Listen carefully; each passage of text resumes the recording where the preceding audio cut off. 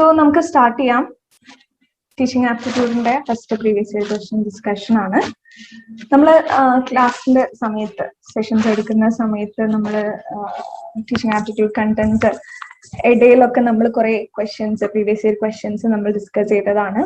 അപ്പോൾ ഇന്ന് നമ്മൾ ഡിസ്കസ് ചെയ്യുന്നത് ലേറ്റസ്റ്റ് 2020 ജൂൺ എക്സാമിന്റെ ടീച്ചിങ് ആപ്റ്റിറ്റ്യൂഡ് ക്വസ്റ്റ്യൻസ് ആണ് കേട്ടോ. അപ്പോൾ എല്ലാവരും ശ്രദ്ധിച്ചിരിക്കാം. So let's start. Okay, now moving to the next question.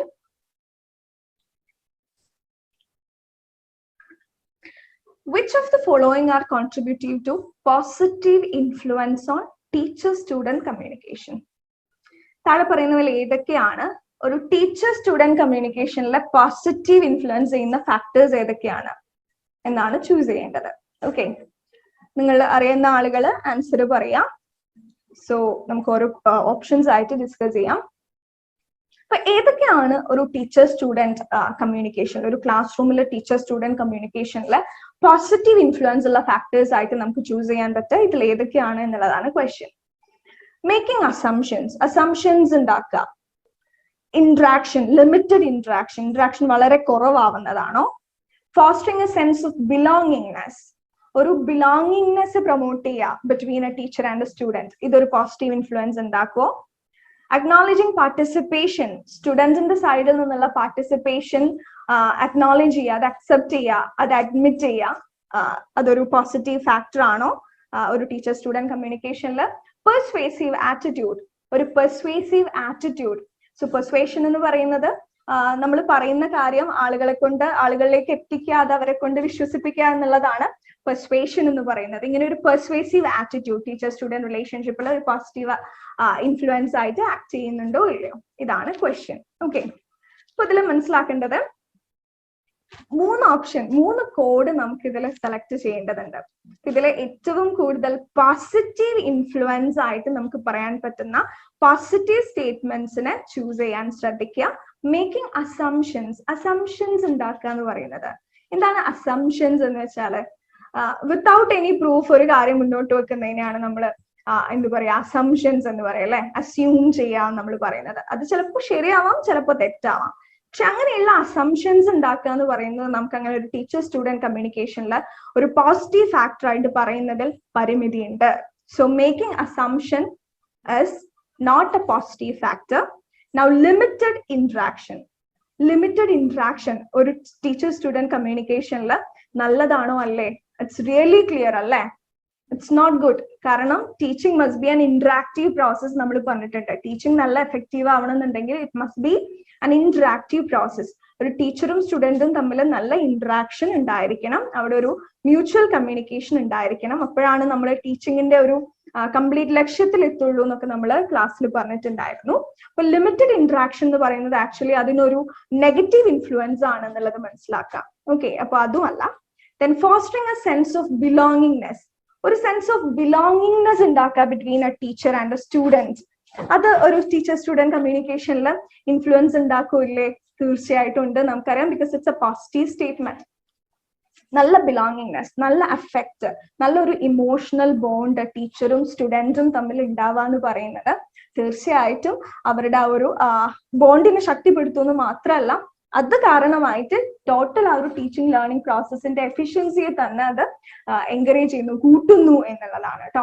അപ്പോ നല്ല ബിലോങ്ങിങ്നെസ് ഉണ്ടാവുക between a teacher and a student എന്ന് പറയുന്നത് തീർച്ചയായിട്ടും ടീച്ചർ സ്റ്റുഡന്റ് കമ്മ്യൂണിക്കേഷനിൽ ഒരു പോസിറ്റീവ് ഫാക്ടർ ആയിട്ട് ആക്ട് ചെയ്യുന്നു നമുക്ക് പറയാൻ പറ്റും. ദെൻ അക്നോളജിങ് പാർട്ടിസിപ്പേഷൻ അക്നോളജ് ചെയ്യുക, അഡ്മിറ്റ് ചെയ്യുക, അക്സെപ്റ്റ് ചെയ്യുക എന്നൊക്കെ പറയുന്നത് തീർച്ചയായിട്ടും കമ്മ്യൂണിക്കേഷനിൽ വളരെ പോസിറ്റീവായിട്ട് ഇൻഫ്ലുവൻസ് ചെയ്യുന്ന ഒരു കാര്യമാണ്. കാരണം സ്റ്റുഡൻസിന്റെ ഭാഗത്തു നിന്നുള്ള പാർട്ടിസിപ്പേഷൻ അക്നോളജ് ചെയ്താൽ മാത്രമേ അവിടെ ഒരു ടീച്ചിങ് പ്രോസസ് ഇന്ററാക്റ്റീവ് ആവുള്ളൂ. സ്റ്റുഡൻസിന്റെ ഭാഗത്തു നിന്ന് ഒരു റെസ്പോൺസ് നമുക്ക് പ്രതീക്ഷിക്കാൻ പറ്റുള്ളൂ, അവർ ആക്റ്റീവ് ആവാൻ സാധ്യതയുള്ളൂ. സോ അതുകൊണ്ട് തന്നെ പാർട്ടിസിപ്പേഷൻ അക്നോളജ് ചെയ്യുക എന്ന് പറയുന്നതും കമ്മ്യൂണിക്കേഷനിലെ വളരെ ഇമ്പോർട്ടന്റ് ആയിട്ടുള്ള ഒരു കാര്യമാണ്. ഇനി പെർസ്വേസീവ് ആറ്റിറ്റ്യൂഡ്, ഒരു പക്ഷേ നിങ്ങൾ സ്റ്റക്ക് ആവാൻ സാധ്യതയുള്ളത് ഈ പെർസ്വേസീവ് ആറ്റിറ്റ്യൂഡ് എന്ന് പറയുന്ന ഓപ്ഷനിലായിരിക്കും. പെർസ്വേഷൻ നല്ലതാണോ ചീത്തയാണോ എന്നുള്ളതാണ് ക്വസ്റ്റ്യൻ. ഓക്കെ, പെർസ്വേഷൻ എന്ന് വെച്ചാൽ നമ്മൾ ആളുകളെ കൊണ്ട് അത് വിശ്വസിപ്പിക്കുക എന്നുള്ളത് തന്നെയാണ്. അല്ലെങ്കിൽ എന്തെങ്കിലും പറഞ്ഞ് നമ്മുടെ ആ ഒരു സ്റ്റാൻഡ് കുട്ടികളിലേക്ക് എത്തിക്കുക, അവരെ കൊണ്ട് അത് അക്സെപ്റ്റ് ചെയ്യിക്കുക എന്നുള്ളതാണ് പെർസ്വേഷൻ എന്ന് പറയുന്നത് കേട്ടോ. ഇപ്പൊ ഒരു എപ്പോഴും മനസ്സിലാക്കേണ്ടത് കമ്മ്യൂണിക്കേഷൻ, നിങ്ങളുടെ ക്ലാസ് കഴിഞ്ഞിട്ടുണ്ടെങ്കിൽ നിങ്ങൾക്ക് മനസ്സിലാവും, കമ്മ്യൂണിക്കേഷന്റെ ഒരു ഫംഗ്ഷൻ ആണ് പെർസ്വേഷൻ എന്ന് പറയുന്നത്. എന്തിനൊക്കെയാണ് നമ്മൾ കമ്മ്യൂണിക്കേഷൻ നടത്താന്ന് ചോദിച്ചാൽ ഒരു ഫംഗ്ഷൻ എന്ന് പറയുന്നത് പെർസ്വേഷൻ ആണ്. കമ്മ്യൂണിക്കേഷന്റെ ഒരു ഫംഗ്ഷൻ പെർസ്വേഷൻ ആണ്. ഒരാൾ പറയുന്ന കാര്യം അയാൾ പറയുന്ന രീതിയിൽ മറ്റൊരാളിലേക്ക് എത്തിക്കാനും മറ്റൊരാളെ കൊണ്ട് അത് അക്സെപ്റ്റ് ചെയ്യിക്കാനും അത് അഡ്മിറ്റ് ചെയ്യിക്കാനും ഉള്ള ഒരു കഴിവാണ് പെർസ്വേഷൻ എന്ന് പറയുന്നത്. കമ്മ്യൂണിക്കേഷന്റെ ഒരു ഫംഗ്ഷൻ ആയിട്ടാണ് പെർസ്വേഷനെ പറയാറുള്ളത്. അപ്പൊ ഒരു ക്ലാസ് റൂം കമ്മ്യൂണിക്കേഷനിൽ എടുക്കുകയാണെന്നുണ്ടെങ്കിൽ ഒരു ടീച്ചർക്കും ഒരു പെർസ്വേസീവ് ആറ്റിറ്റ്യൂഡ് ഉണ്ടായിരിക്കണം. ടീച്ചർ പറയുന്ന കാര്യങ്ങൾ, കൊടുക്കുന്ന ഇൻഫർമേഷൻസ് ടീച്ചറിന്റെ അതേ സ്റ്റാൻഡിൽ മനസ്സിലാക്കാനുള്ള ഒരു, അല്ലെങ്കിൽ കൺവിൻസ് ചെയ്യിക്കാനുള്ള ഒരു, കുട്ടികളെ കൊണ്ട് അഡ്മിറ്റ് ചെയ്യിക്കാനുള്ള ഒരു കപ്പാസിറ്റി ഉണ്ടായിരിക്കുക എന്ന് പറയുന്നത് ഒരു കമ്മ്യൂണിക്കേഷന്റെ ഒരു എഫക്റ്റീവ് ഫംഗ്ഷൻ ആയിട്ട് നമുക്ക് പറയാൻ സാധിക്കും. So here persuasive attitude can be considered as a positive influence in teacher-student communication. So correct answer will be, option will be the option contained in the codes 3, 4 and 5, which makes option C correct. Okay. അപ്പോൾ എന്താണ് teacher student കമ്മ്യൂണിക്കേഷനുള്ള positive factors, എങ്ങനെയാണ് making അസംഷൻസും limited ഇന്ററാക്ഷനും ഒക്കെ negative influence ആവുന്നത്, ബാക്കി മൂന്നും positive influence ആവുന്നത് എന്നുള്ളത് clear ആണോ? ക്വസ്റ്റ്യൻ ക്ലിയർ ആണോ? ആൻസർ ക്ലിയർ ആണോ എന്നുള്ളതൊന്ന് ചാറ്റ് ബോക്സിൽ പറയണേ.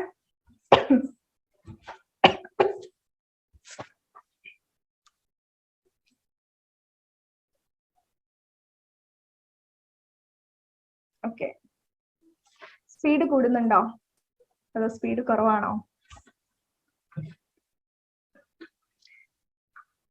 ഓക്കെ, ശരി.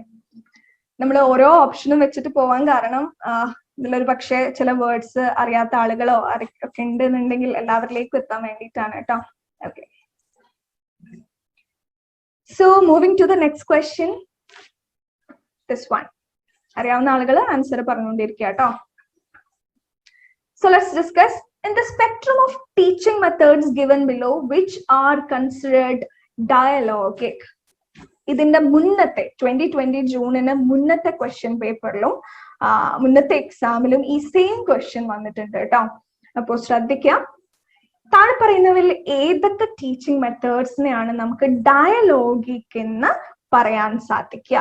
ഡയലോഗിക് എന്ന് പറയാൻ സാധിക്കുക. സോ ഹിയർ കീ ടേം, ക്വസ്റ്റ്യനിലെ കീ ടേം എന്ന് പറയുന്നത് ഡയലോഗിക് എന്ന് പറയുന്ന വാക്കാണ്. ഡയലോഗിക്.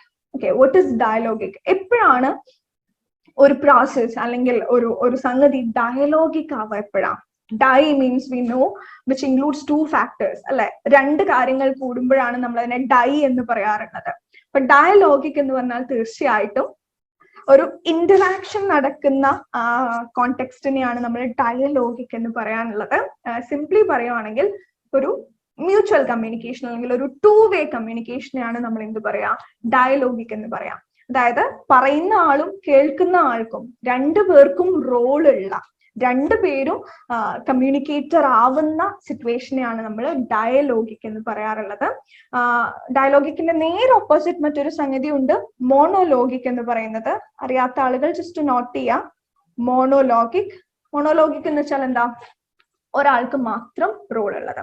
അതായത് പറയുന്ന ആള് അയാൾക്ക് പറയേണ്ട കാര്യങ്ങൾ പറഞ്ഞുകൊണ്ടേയിരിക്കും, ഇൻഫർമേഷൻസ് പ്രൊവൈഡ് ചെയ്തുകൊണ്ടേയിരിക്കും. തിരിച്ച് ഇങ്ങോട്ട് ആ ഒരു ലിസണർക്ക് എന്താണ് പറയാനുള്ളത്, അയാളുടെ ഇതിലുള്ള അഭിപ്രായം എന്താണ് എന്നുള്ളതൊന്നും കൺസിഡർ ചെയ്യാണ്ട് സ്വയം ഇങ്ങനെ പറഞ്ഞുകൊണ്ടിരിക്കുമ്പോൾ നമ്മൾ അതിനെ മോണോലോഗിക് എന്ന് പറയാറുണ്ട്. അതായത് അവിടെ ഒരു ഇന്ററാക്ഷൻ ഇല്ല between speaker and A listener. പക്ഷെ ഡയലോഗിക്കിൽ സ്പീക്കറും ലിസണറും ഒരേ സമയം സ്പീക്കറും ആയിരിക്കും ലിസണറും ആയിരിക്കും. 2 പേർക്കും അങ്ങോട്ടും ഇങ്ങോട്ടും മിംഗിൾ ചെയ്യുന്നുണ്ട് ഡയലോഗിക് പ്രോസസ്സുകളിൽ. അപ്പോൾ ഇതില് ഈ കോണ്ടെക്സ്റ്റിലേക്ക് വരുന്ന സമയത്ത് ക്വസ്റ്റ്യൻ, ഇതിൽ ഏതൊക്കെ ടീച്ചിങ് മെത്തേഡ് ആണ് ഇങ്ങനെ ഒരു ഡയലോഗിക് നേച്ചർ ഉള്ളതായിട്ട് നമുക്ക് പറയാൻ പറ്റുക? അല്ലെങ്കിൽ ഒരു 2-വേ പ്രോസസ്, ഒരു മ്യൂച്വൽ കമ്മ്യൂണിക്കേഷൻ ഉള്ള ഒരു പ്രോസസ് ആയിട്ട്, ഇന്ററാക്റ്റീവ് പ്രോസസ് ആയിട്ട് നമുക്ക് പറയാൻ പറ്റുക എന്നുള്ളതാണ്. അപ്പൊ നിങ്ങൾ നോക്കേണ്ടത് ഈ ഓരോ ഓപ്ഷനും നോക്കിയിട്ട് ഈ ഓരോ ഓപ്ഷനിലും തീർച്ചയായിട്ടും ഈ ഓരോ ടീച്ചിങ് മെത്തേഡിലും 2 പേർക്ക് റോൾ ഉണ്ടായിരിക്കും. ഒരു ടീച്ചറും ഉണ്ടായിരിക്കും, ഒരു സ്റ്റുഡന്റ് ഉണ്ടായിരിക്കും അല്ലെ?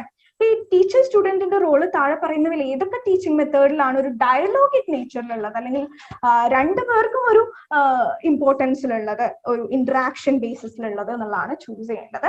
അപ്പൊ ഇവിടെ നമുക്ക് നോക്കാം ലബോറട്ടറി വർക്ക്. ലബോറട്ടറി വർക്ക് എന്ന് പറയുന്നത് ഒരു ടീച്ചർ സ്റ്റുഡന്റ് ഇന്ററാക്ഷൻ നടക്കുന്ന ഒരു സംഗതിയാണോ അല്ലേ എന്നുള്ളതാണ് നോക്കേണ്ടത്.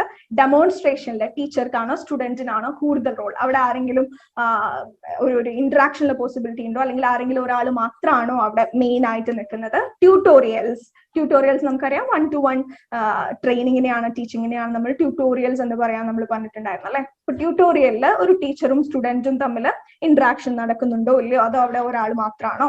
ഗ്രൂപ്പ് ഡിസ്കഷൻ ഒരാൾ മാത്രമാണോ കമ്മ്യൂണിക്കേഷൻ നടക്കുന്നത്, അതോ ബാക്കിയുള്ള ആളുകളുണ്ടോ? പ്രോജക്റ്റ് വർക്ക് അവിടെ ഒരാളാണോ അല്ലയോ?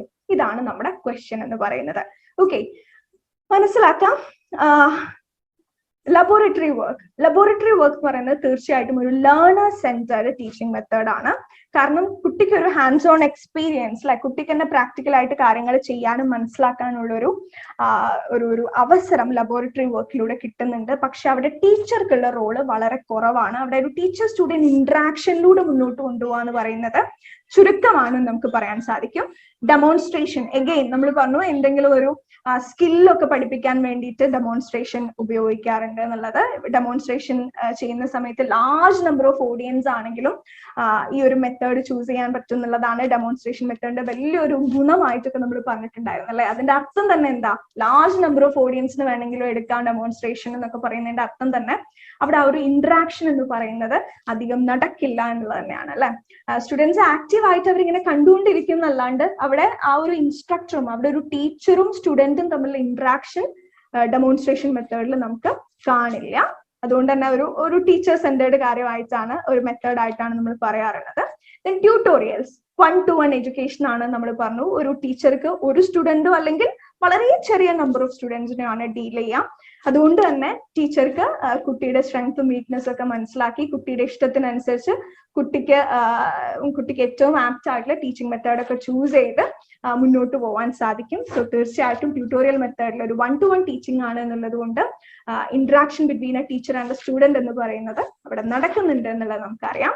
ദെൻ ഗ്രൂപ്പ് ഡിസ്കഷൻ, ഒബ്വിയസ്ലി അല്ലെ. ഗ്രൂപ്പ് ഡിസ്കഷൻ എന്ന് പറയുന്നത് ഡയലോഗിക് നേച്ചർ ആണ്. കാരണം അവിടെ ഒരു മോണോലോഗിക് സംഗതി അല്ല, അവിടെ പാർട്ടിസിപ്പൻസ് തമ്മിൽ അങ്ങോട്ടും ഇങ്ങോട്ടും കംപ്ലീറ്റ് ഇന്ററാക്ഷൻ ഉണ്ട്. അതാണ് അതിന്റെ ഏറ്റവും വലിയ ഗുണം എന്ന് പറയുന്നത്. ദെൻ അഗൈൻ പ്രോജക്റ്റ് വർക്ക് എന്ന് പറയുന്നത് ഒരു ലേണർ സെന്റേർഡ് അപ്രോച്ച് ആണ്. കാരണം കുട്ടി തന്നെയാണ് ഒരു ടോപ്പിക്കിനെ കുറിച്ച് ആലോചിക്കുന്നത്, അതിനെക്കുറിച്ച് ഉള്ള റിയൽ എക്സാമ്പിൾസ് കളക്ട് ചെയ്യുന്നു, അതിനെക്കുറിച്ച് ഒരു മോഡൽ ഉണ്ടാക്കുന്നു, കംപ്ലീറ്റ് വർക്ക് ചെയ്യുന്നത് സ്റ്റുഡന്റ് ആണ്. പക്ഷെ അത് ഡയലോഗിക് ആണോ? ഡയലോഗിക് ആയിട്ട് നമുക്ക് പറയാൻ പറ്റില്ല. കാരണം അവിടെ ടീച്ചർ സ്റ്റുഡന്റ് ഇന്ററാക്ഷൻ എന്ന് പറയുന്നത് വളരെ ലിമിറ്റഡ് ആണ്. ഓക്കെ, അപ്പൊ ഇവിടെ ഏറ്റവും കൂടുതൽ ഡയലോഗിക് നേച്ചർ ഉള്ള ടീച്ചിങ് മെത്തേഡ്സ് എന്ന് പറഞ്ഞാൽ നമുക്ക് ചൂസ് ചെയ്യാൻ പറ്റുന്നത് ട്യൂട്ടോറിയൽസും അതുപോലെ ഗ്രൂപ്പ് ഡിസ്കഷനുമാണ്. ബാക്കിയൊക്കെ വളരെ ലിമിറ്റഡ് ഇന്ററാക്ഷൻ മാത്രമേ നടക്കുന്നുള്ളൂ. അതുകൊണ്ട് തന്നെ ഡയലോഗിക് നേച്ചർ എന്ന് നമുക്ക് എക്സ്പ്ലിസിറ്റ് ആയിട്ട് പറയാൻ സാധിക്കില്ല. So correct answer is option A 3-4. Okay, tutorial and group discussion. So എന്താണ് ഡയലോഗിക് നേച്ചർ എന്ന് പറഞ്ഞാൽ, എന്താണ് മോണോലോഗിക് എന്ന് പറഞ്ഞാൽ? ഡയലോഗിക് എന്ന് കേൾക്കുമ്പോൾ ഓരോ മെത്തേഡിനെയും നിങ്ങൾ എങ്ങനെയാണ് അനലൈസ് ചെയ്യേണ്ടത് എന്നുള്ളത് മനസ്സിലായിട്ടുണ്ടോ? ഓക്കെ ആണോ? ക്വസ്റ്റ്യൻ ക്ലിയർ ആണോ? ആൻസർ ക്ലിയർ ആണോ?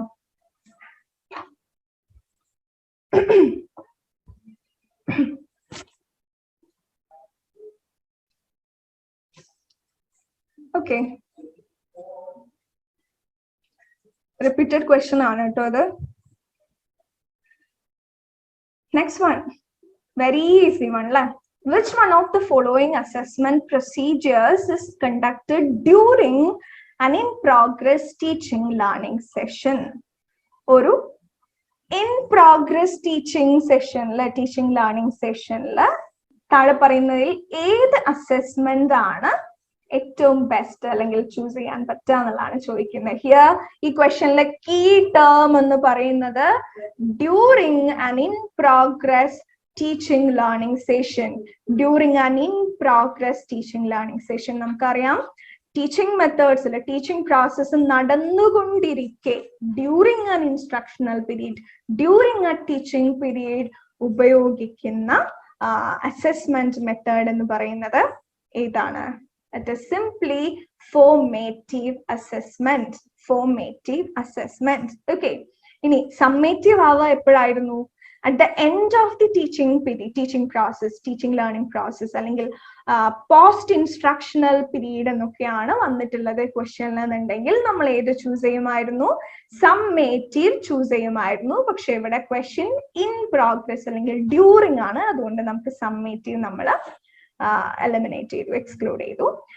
എന്താണ് നോം റെഫറൻസ്ഡ്, എന്താണ് ക്രൈറ്റീരിയൻ റെഫറൻസ്? നോം റെഫറൻസ് എന്ന് വെച്ചാൽ ഒരാളുടെ റിലേറ്റീവ് പെർഫോമൻസ്, ബാക്കിയുള്ള ഗ്രൂപ്പിലെ പെർഫോമൻസ് കമ്പയർ ചെയ്തിട്ട് ഒരാളുടെ പെർഫോമൻസിനെ വിലയിരുത്തുന്ന, ഇവാലുവേറ്റ് ചെയ്യുന്നതാണ് നോം റെഫറൻസ്ഡ് എന്ന് നമ്മൾ പറഞ്ഞു. ക്രൈറ്റീരിയൻ റെഫറൻസ് എന്ന് വെച്ചാൽ ഇൻഡിവിജ്വൽ പെർഫോമൻസിനെ, അല്ലെ, ഒരാളുടെ അബ്സല്യൂട്ട് പെർഫോമൻസിനെ വേറെ ഒരാളുടെ പെർഫോമൻസുമായിട്ട് കമ്പയർ ചെയ്യാണ്ട് അയാളുടെ ഇൻഡിവിജ്വൽ പെർഫോമൻസിനെ ഇവാലുവേറ്റ് ചെയ്യുന്നതാണ് ക്രൈറ്റീരിയൻ റെഫറൻസ് എന്ന് പറഞ്ഞു. ഇവിടെ question directly focusing on during and in progress teaching learning session which is clearly formative assessment. Okay, easy അല്ലേ? ക്ലിയർ അല്ലേ? So yes, that's it. നമുക്ക് ഇന്നത്തേത് വൈൻഡ് അപ്പ് ചെയ്യാം. സോ യെസ്, നെക്സ്റ്റ് ക്ലാസ്സിൽ കാണാം. Thank you everyone. Thank you so much.